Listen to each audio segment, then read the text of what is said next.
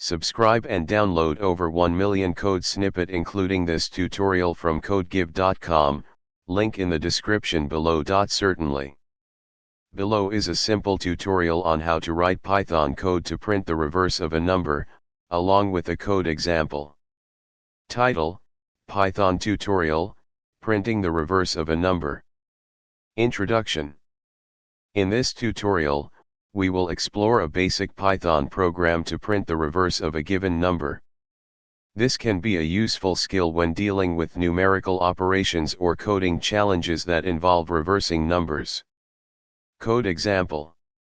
Explanation. Conclusion.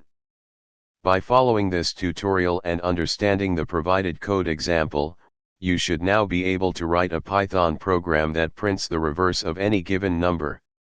This skill can be handy in various coding scenarios, such as when working with algorithms or solving programming challenges involving numerical manipulation. ChatGPT.